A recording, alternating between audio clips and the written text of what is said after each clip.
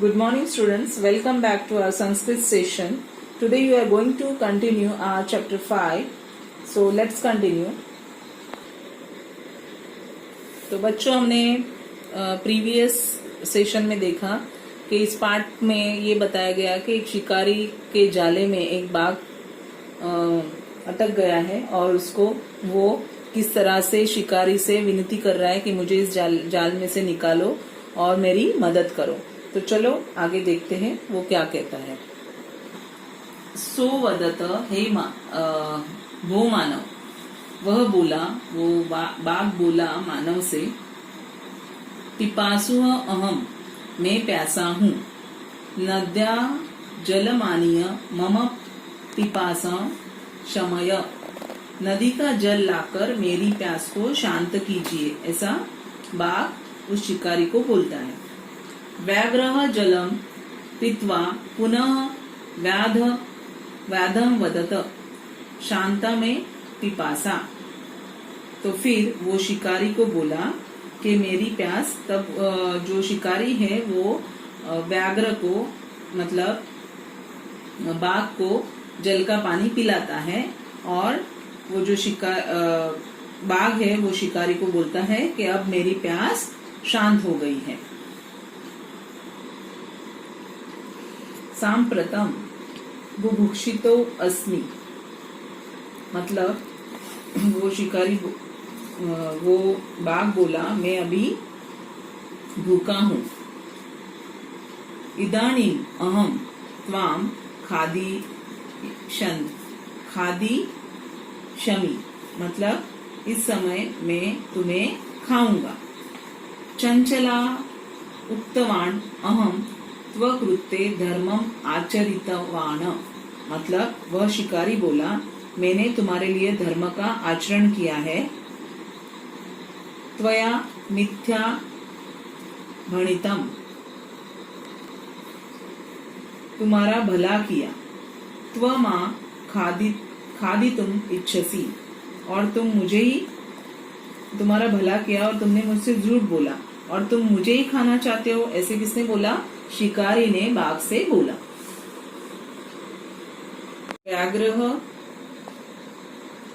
व्याघ्रः अवदत अरे मूर्ख, शेर बोला अरे मूर्ख। सुधार्ताय किमपि अकार्यम न भवति, सुधार्यम मतलब भूखे व्यक्ति के लिए, किमपि अर्थात कुछ भी, कार्यम मतलब न करने योग्य कार्य, न भवति मतलब नहीं होता, कि किसी भी भूखे व्यक्ति के लिए कुछ भी न करने का कार्य, योग्य कार्य न करने जैसे कार्य नहीं होता है, ऐसा बाघ ने शेर को बोला। तो जो आपका नया, ऐसा बाघ ने शिकारी को बोला कि भूखे व्यक्ति को कुछ भी न करने योग्य कार्य ऐसा नहीं होता है, वो कुछ भी कर सकता है जो भूखा व्यक्ति होता है वो। ये जो सेंटेंस मैंने अभी बोला बच्चों, तो ये आपके बुक में नहीं है, ये जो नई बुक है उसमें ये ऐड किया हुआ है। उसके बाद है सर्व स्वार्थ समीहते, मतलब कि सभी लोग अपना भला चाहते हैं।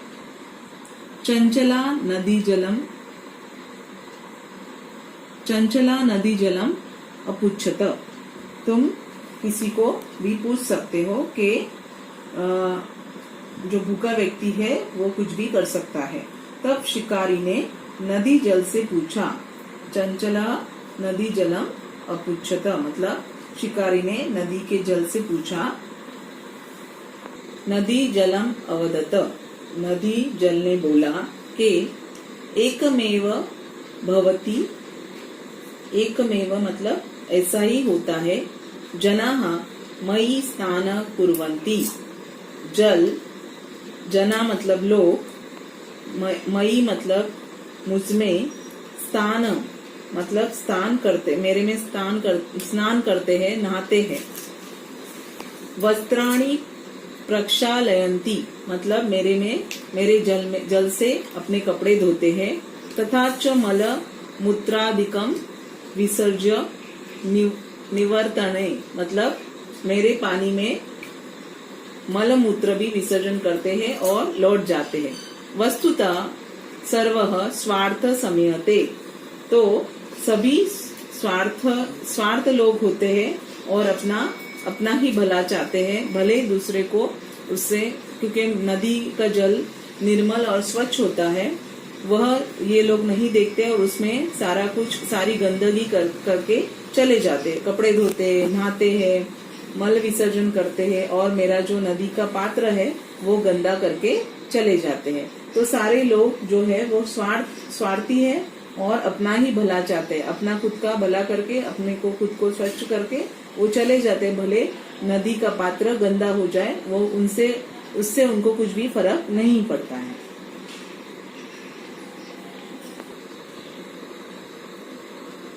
चंचला वृक्षम उपगम्य अपृच्छत, मतलब वह शिकारी पेड़ के पास जाता है, वृक्ष के पास जाता है और अपृच्छत मतलब उनको पेड़ों को पूछता है। वृक्षाः अवदत मानवः अस्माकं छायां विरमन्ति, मतलब कि पेड़ बोलता है कि मानव, ये जो मानव है, जो मानव है, लोग है, अस्माक हमारी छाया, मतलब हमारे छाया में विश्राम करते हैं, विरमंती मतलब विश्राम करते हैं, ये जो लोग हैं हमारी छाया में विश्राम करते हैं, और अस्माकम फलानी खादंती, हमारे फल जो है वृक्ष में लगे हुए फल खाते हैं, और पुनः कुठारः प्रहत्य अस्मयम्य सर्वदा कष्टम ददती, मतलब वो हमारे पे उसके बाद हमारे पेड़ों के नीचे विश्राम करते हैं, हमारे फल खाते हैं और उसके बाद कुल्हाड़ियों से हमारे पे प्रहार करते हैं और हमें हमेशा कष्ट देते हैं। सर्वदा कष्ट ददती मतलब हमेशा ही हमें कष्ट देते हैं।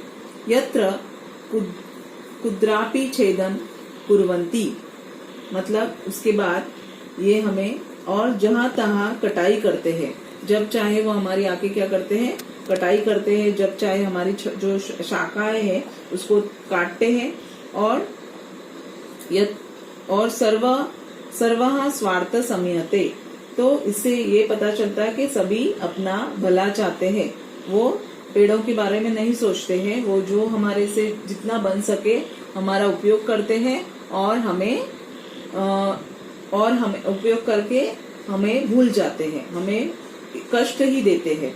तो बच्चों ये जो लास्ट का सेंटेंस है सर्वः स्वार्थ समयते, ये सेंटेंस आपके ओल्ड बुक में नहीं है, वहाँ पे दूसरा सेंटेंस है, तो उसका आप ये शब्द लिख लीजिए, सर्वः स्वार्थ समयते। और आपके ओल्ड बुक में बोला है धर्म धर्मेणम पापे पुण्यम भवति एवं, तो ये शब्द के ये इस सेंटेंस की जगह पे ये सेंटेंस नए बुक में उन्होंने चेंज किया है, तो आप उसका ध्यान रखिए।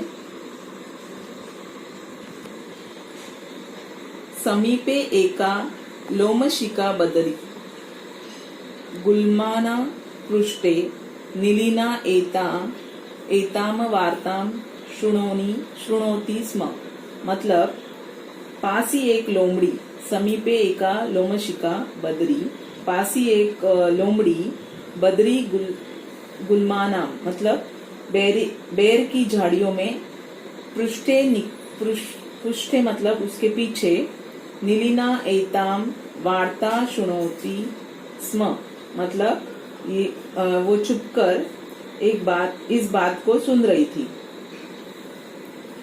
सा सहसा चंचल उपसुत्य कथयति, वह लोमड़ी शिकारी के पास जाकर कहती है, का वार्ता, क्या बात है, माम अपि विज्ञापय मतलब मुझे भी बताइए, सह अवदता तो वह शिकारी बोला, सह अवदता वो शिकारी बोला, मातृस्वसः, ए मौसी, वो शिकारी ने उसको मौसी की उपाधि दी, उसने बोला, ए मौसी, अवसरे त्वं समागतवती मतलब तुम सही समय पर मुझे आकर मिली हो या तुम आई हो।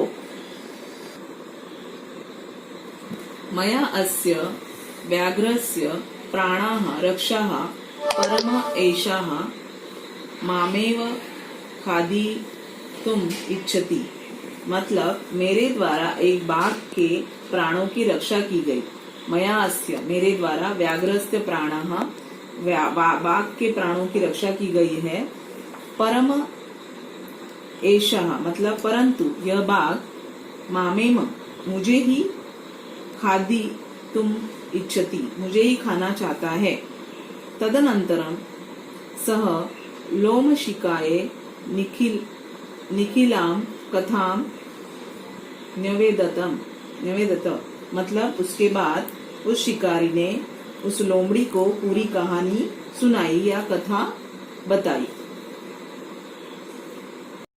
लोमशिका चंचलम अकथयत मतलब लोमड़ी ने शिकारी से कहा बाढ़म ठीक है। त्वं जालम प्रसारय मतलब तुम दोबारा जाल बिछाओ। पुनः सा व्याघ्रम अवदत केन प्रकारेण त्वम् एतस्मिन् जाले बद्धः इति अहं प्रत्यक्षं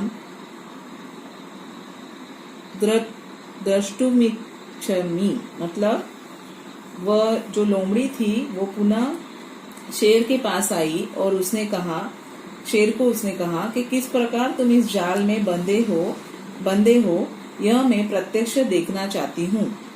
व्याघ्रः तद वृत्तान्तं प्रदर्शयन्तुं तस्मिन् जाले प्राविशत तो बाघ ने पूरी कहानी घटना दिखाने के लिए उस जाल में प्रवेश किया। तो वापस जो शेर था बाघ था उसने उस जाले में प्रवेश किया।